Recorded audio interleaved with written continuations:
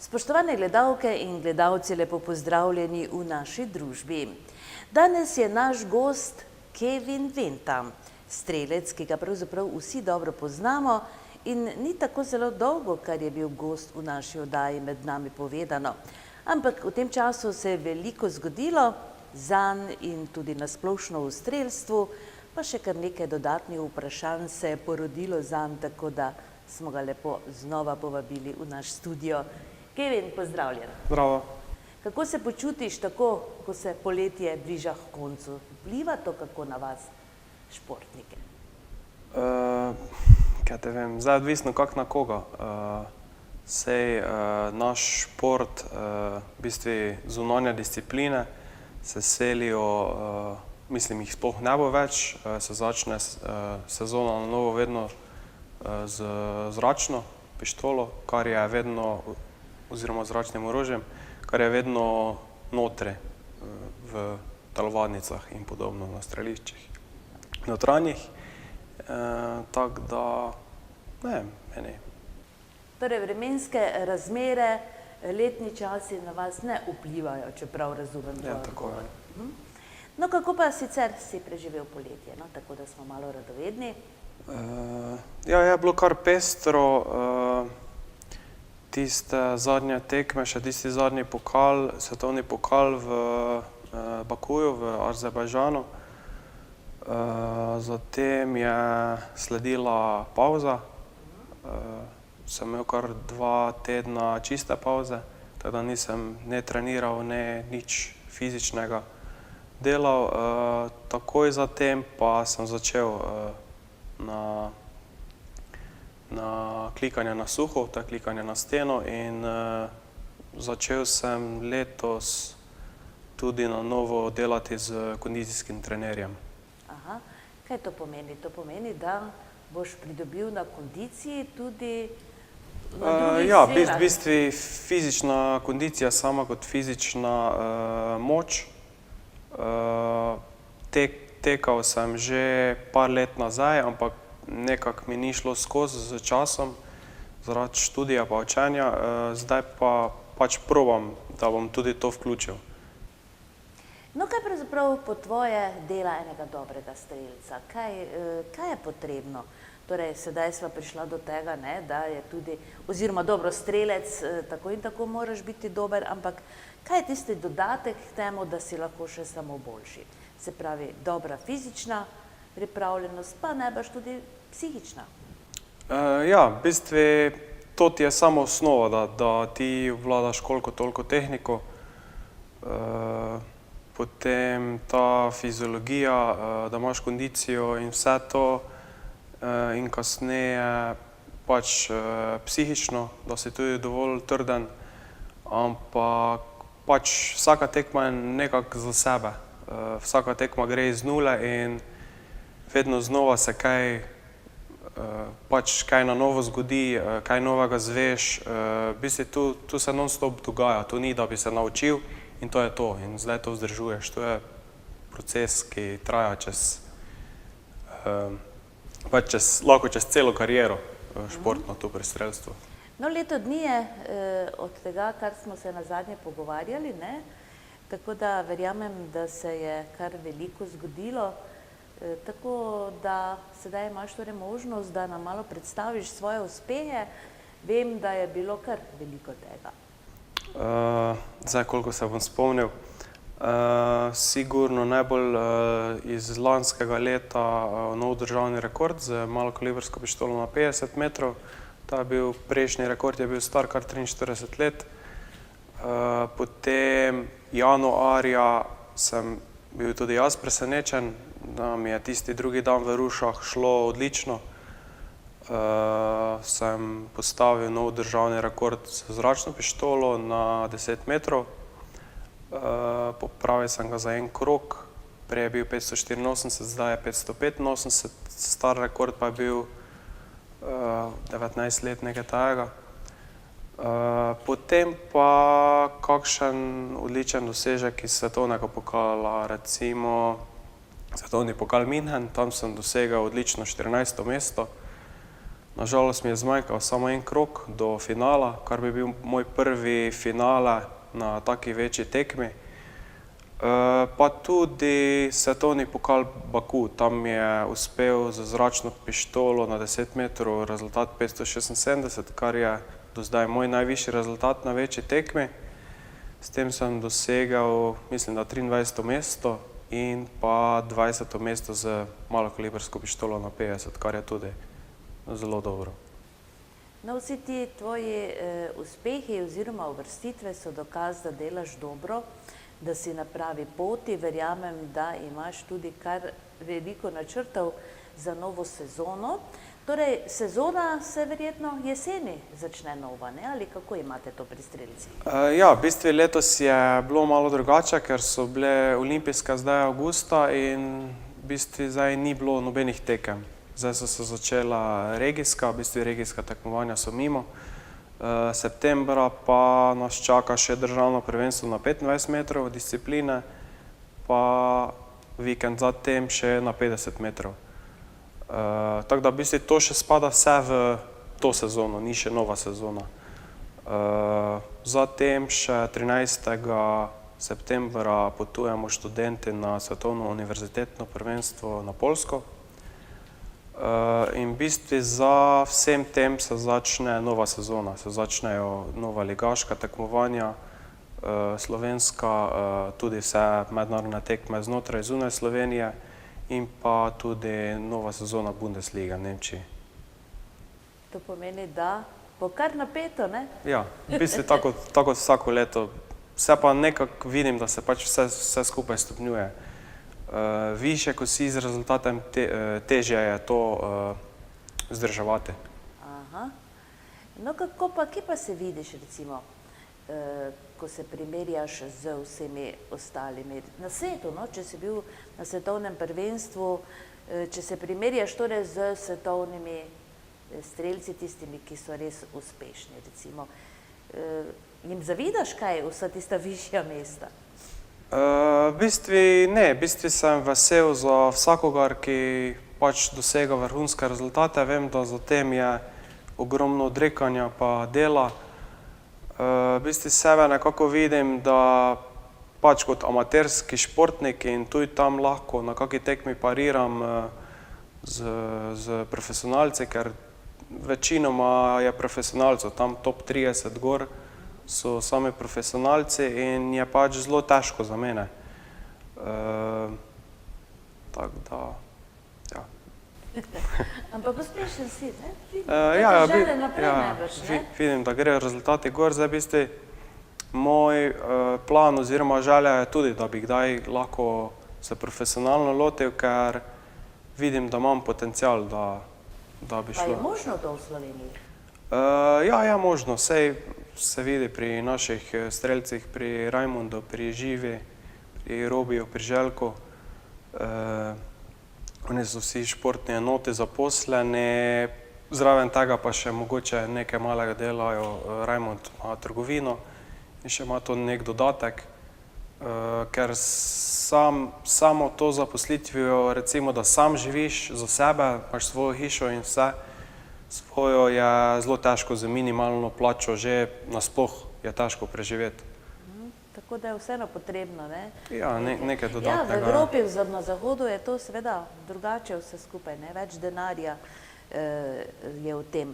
No, povej nam sedaj malo še svojo zgodovino. Kdaj si začel s strelstvom, kako je to vse skupaj potekalo, kdo te je navdušil pravzaprav?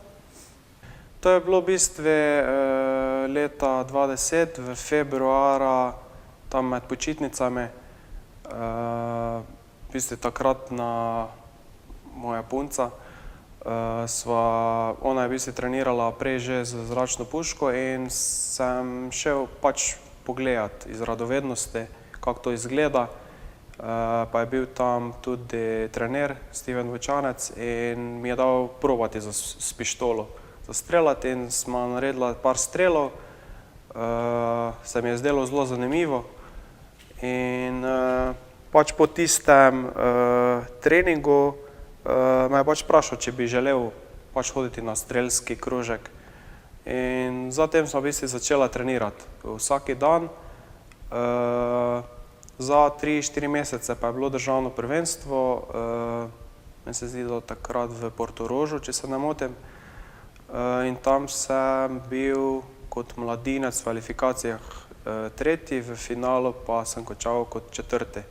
Takrat se spomnim, da so se vsi v bistvu spraševali, kdo je pa zdaj to. Mislim, kar naenkrat, prej nič tukaj z Ormoža s pištolo, zdaj pa naenkrat.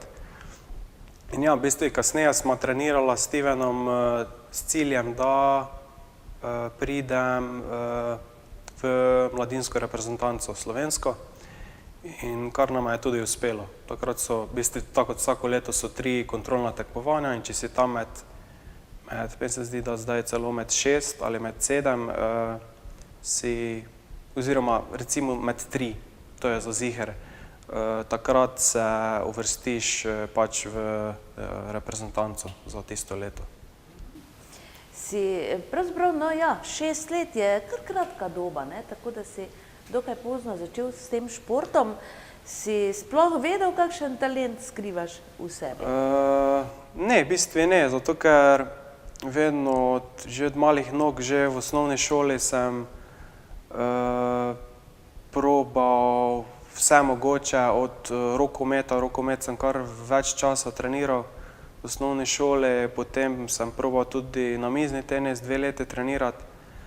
V bistvu sem miselno že bil tako daleč, da sem takoj skapiral, kateri šport ja, kateri ne. Recimo pri namiznem tenisu sem videl, da bi res mogel od malih nog začeti, da razvijaš tisto motoriko in vse.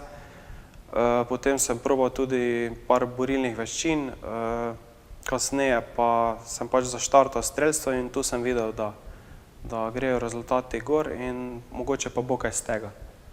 In torej se nisi zmotil. Ja. Koliko pripomore k odličnim strelskim rezultatom redni trening? Pravi, seveda veliko pripomore, ampak verjetno je tudi talent potreben, ne, in vse. Ja, v bistvu talent je neka začetna, sploh začetna faza, pa mogoče tudi kasneje, kako hitro tebi uspe usvojiti tehniko, kako hitro začneš tiste izkušnje iz tekem Srkati vase? ja, srkati in da jih kasneje lahko nekako uporabiš za nadaljnja tekmovanja, pa pač, da se hitro učiš iz vsega. To je nek talent, drugače pa osnova je vsekakor, tako kot pri vseh športih, trdo delo, treninga ogromno in kasneje pač na tekmi. No in te veseli ta šport? Koliko je potrebno tudi veselje? Ali te naprej žene, torej želja po uspehu? Kaj je pri tebi, recimo?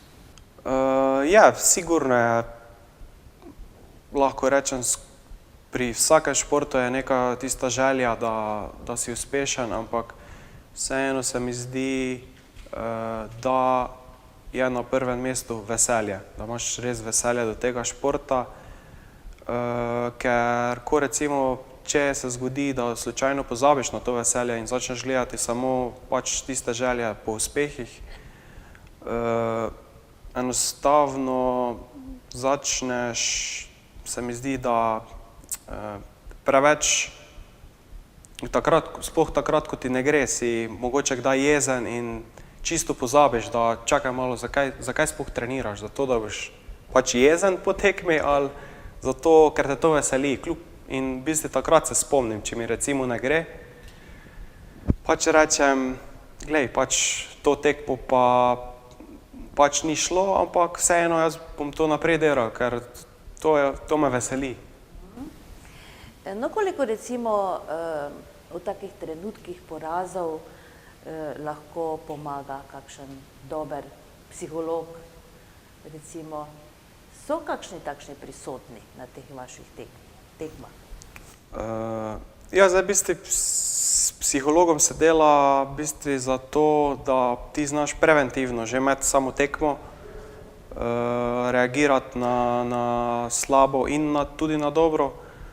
Ampak, ja, v bistvu, če ti gre na tekmi slabo, Sej v bistvu že pač več let, ko delaš s psihologom, bolj ko vse razumeš, takrat si znaš tudi iz več zornih kotov vse predstavljati, ne vidiš samo en zorni kot in takrat je dosti lažje. Koliko pa je potrebna podpora okolice? Recimo, če izhajava od družine do tvojih najbližjih naprej, do lokalne skupnosti, koliko je potrebno? Meni se zdi, da je to v bistvu mora biti zelo močna podpora, ker to je okolica, v kateri živiš, to so ljudje, s katerimi se srečuješ vsakodnevno in tu res morajo biti vsi, kadarkoli se srečaš, je super, če te pohvalijo, če rečejo pač, da vejo za tebe, da spremljajo in to ti da v bistvu nek dodatno motivacijo za delo naprej. Kaj študiraš? Študiram živilstvo in prehrano. Zdaj sem vpisan na fakulteti za kmetijstvo in biosistemske vede. To. Ja, kako usklajuješ pravzaprav študij z športnim udejstvovanjem?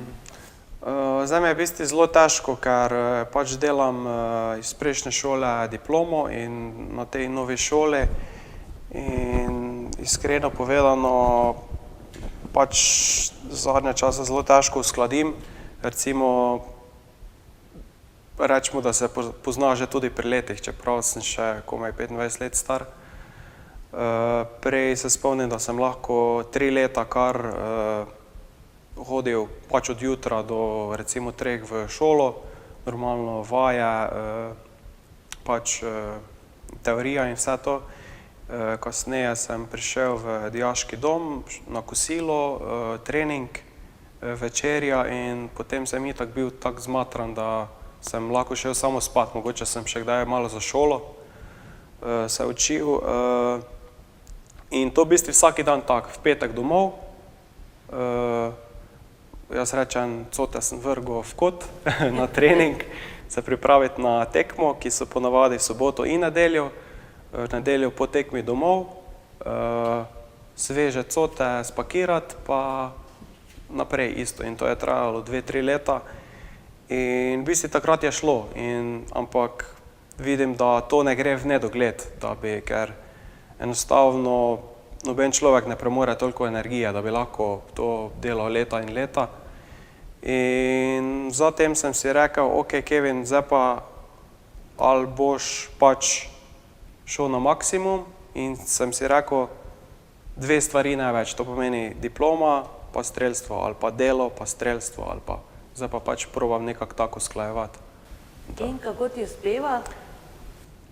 Ja, zaenkrat mi kar uspeva, ampak vse tako kot pravim, pač težko je kot amaterski športnik in potem v bistvu greš na tekmovanja in vsi pričakujejo od tebe ogromno in to je še nek dodaten pritisk in pač ja.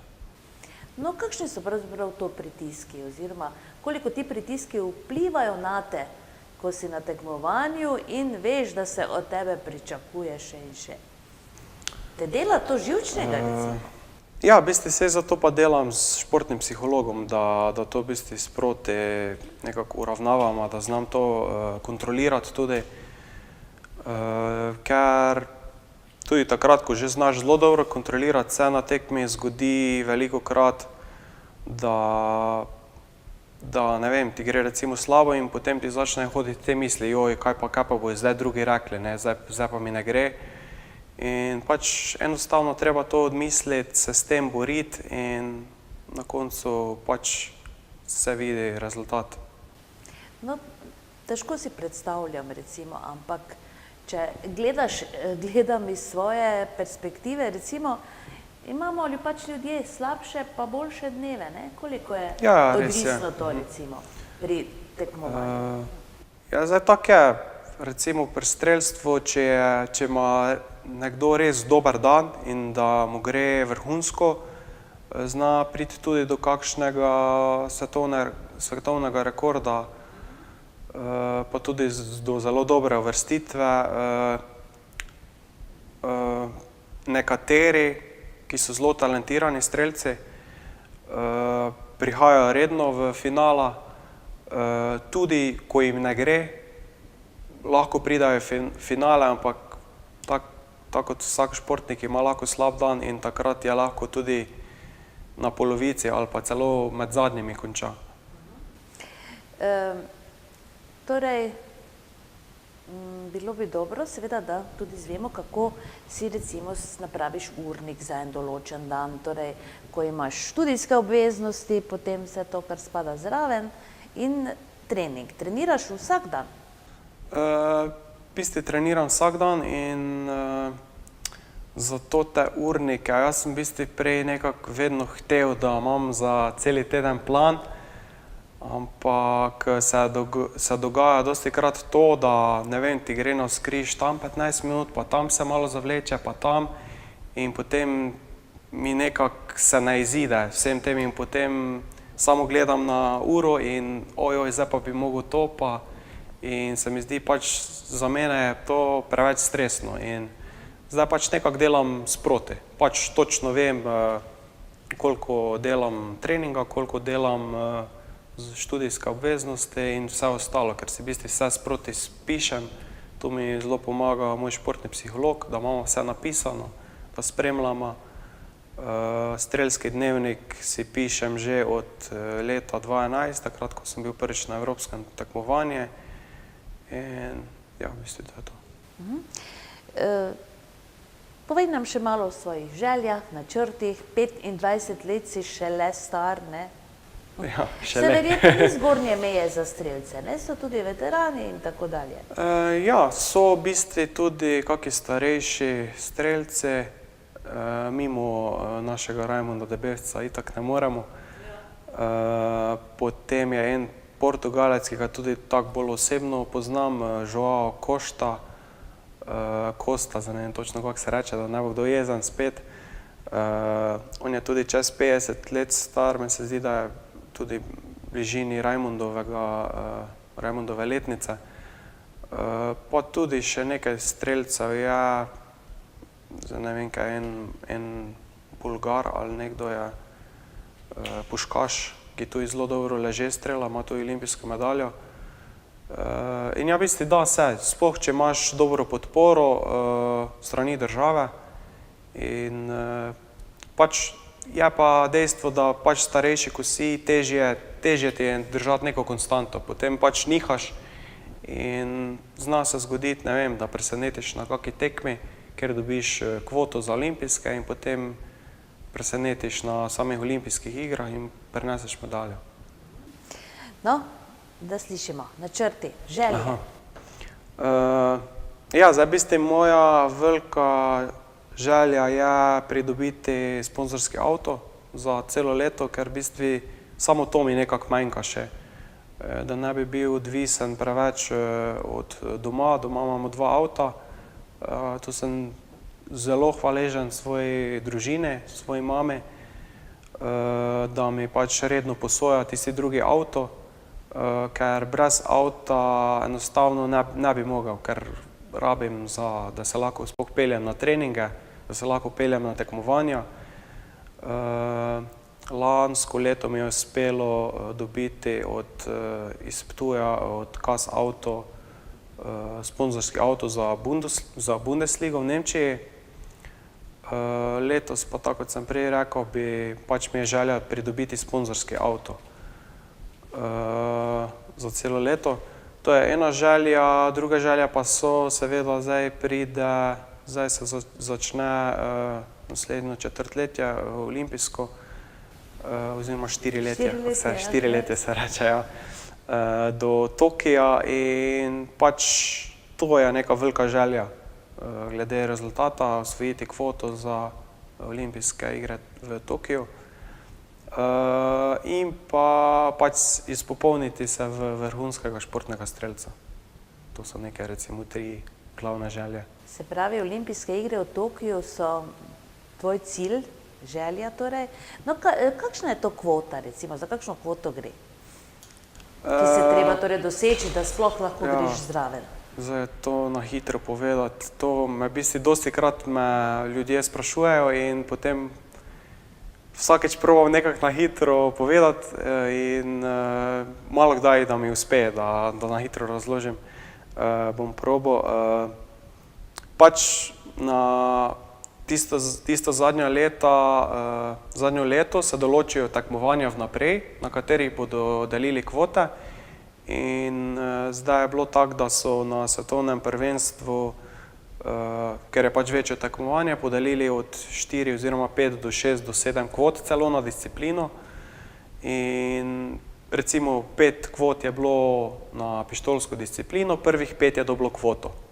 Zdaj pa naprej je tako, da na državo lahko dobita samo 2 kvoto in tudi tisti strelec, ki že ima kvoto, je ne more več dobiti.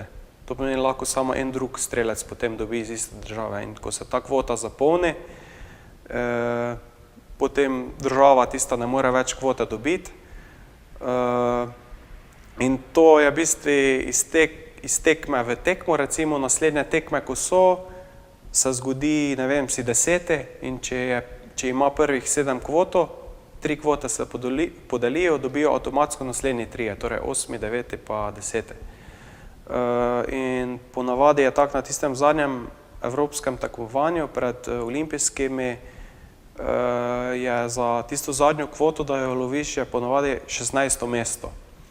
In letos je bila izjemna sezona, ker so nam Azijci, nam Evropejcem pobrali večinoma kvot na svetovnih pokalih in na evropskem prvenstvu je bilo v bistvu tako, da si mogel priti med 8 v finale in še se tam boriti za kvoto. Tako je bilo v Živinem primeru. 3 kvote so bile odprte, 4 strelke, ki so bile v finalu, pa ja niso imele. Zanimivo, oziroma napeto bo, ne? Ja. No in kaj misliš tako, če si iskren do sebe in tudi do vseh drugih, koliko možnosti imaš? To je zdaj ful težko o tem razmišljati. 4 leta ja. je še čas. V bistvu je nemogoče napovedati karkoli. Lahko pač rečem, da se bom maksimalno potrudil. Imam zelo dobro podporo strani športnega psihologa, strani družine, tudi lokalne skupnosti, od mojega kluba, od trenerja, pa tudi nove ljudi stalno dobivam v mojo ekipo, da delamo skupaj in pač mislim, da so zelo dobre možnosti, ampak tako kot pravim, nič ne gre napovedati vnaprej. Ja, upam, da ti bo uspelo, pa bomo pravzaprav videli, kaj življenje prinese. Kevin, hvala lepa, da si se spet vzel malo časa in prišel k nam v studio. Če ne prej se znova vidimo čez 1 leto, ko bo spet nova bera tvojih uspehov. Ponosni smo na te, tako kot na vsakega mladega človeka, ki je dober športnik. Ja, nič, želimo ti. Torej, da se ti izpolnijo vse te strelske želje, pa tudi vse ostale privat. Hvala in tudi hvala za povabilo. Toliko za danes, spoštovane gledalke in gledalci. Hvala lepa za pozornost.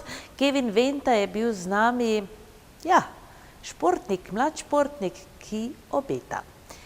Kakorkoli, lepo se imejte, vidimo se čez teden dni. Srečno!